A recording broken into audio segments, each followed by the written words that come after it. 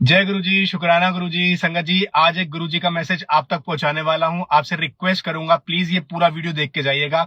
और एक सत्संग शेयर करने वाला हूं। इस सत्संग से आपको पता चलेगा कैसे गुरु जी ने एक गरीब आदमी की मदद करी। आपसे रिक्वेस्ट करूंगा, प्लीज पूरा सत्संग सुनिएगा। तो होता क्या, मेरे नून में एक फैमिली है, वो चाय बेचती है हॉस्पिटल के बाहर। अब क्या होता है, जो चाय वाले अंकल होते हैं वो कभी किसी से पैसे नहीं मांगते, स्पेशली उन लोग से जो हॉस्पिटल से इलाज कराने के लिए आए हैं और उनके पास पैसे नहीं है। वो उनको निशुल्क चाय पिलाते हैं और कभी उनसे कोई भी एक्सपेक्टेशन नहीं रखते कि आपको मुझे पैसे देने हैं या कुछ करना है। वो भी गुरुजी के फॉलोवर्स हैं, वो एक सेवा भाव में जो भी आते हैं उनको फ्री में चाय पिला देते हैं और उनसे पैसे कभी नहीं मांगते हैं। तो होता क्या है, एक दिन ऐसे ही अंकल सबको चाय पिला के अपने घर वापस जाते हैं और घर जाके देखते हैं कि उनका जो बेटा है वो बेहोश हुआ है। अब बेहोश होते देख के अंकल थोड़ा सा शौक होते उठाने की कोशिश करते हैं, बट बेटा नहीं उठता। तो आसपास वाले लोगों को बुलाते हैं और वो अपने बेटे को लेकर के हॉस्पिटल में आते हैं।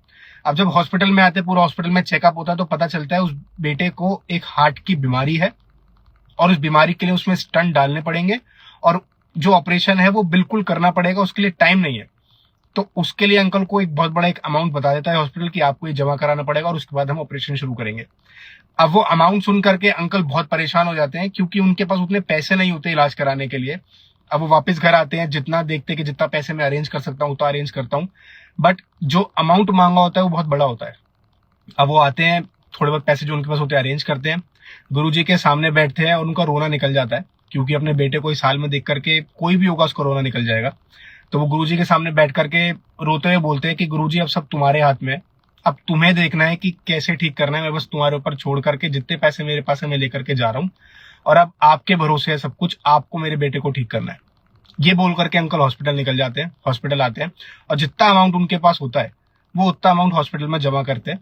जमा करते वक्त हॉस्पिटल वाले बोलते हैं कि आपके पैसे तो ऑलरेडी जमा हो गए हैं और आपके बेटे का ऑपरेशन भी शुरू हो गया है।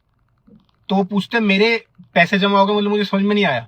तो बोले नहीं, एक अंकल आए थे और आपके सारे पैसे जमा करके चले गए हैं। तो उन्होंने पूछा अंकल ने कि कौन आया था, क्या नाम था उनका। तो उन्होंने बोला, बस अंकल जी ने इतना ही बोला कि बोल देना कि मैं गुरुजी की तरफ से आया हूं और मैंने पैसे जमा कर दिए। अब ये सुन करके अंकल वहां बहुत ज्यादा रोने लग जाते हैं। तो हॉस्पिटल वालों को समझ नहीं आता कि अंकल रो क्यों रहे हैं।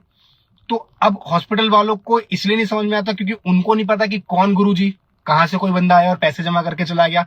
लेकिन अंकल को पता था ये किसकी ब्लेसिंग है और ये कैसे मेरे तक आई है।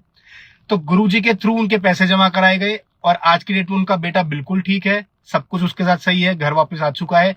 तो मैसेज सिर्फ इतना है कि आप गुरुजी में भरोसा रखिए, आपके पास ब्लेसिंग्स 100% आएंगी। किस फॉर्म में आएंगी ये कोई नहीं जानता, लेकिन आएगी जरूर।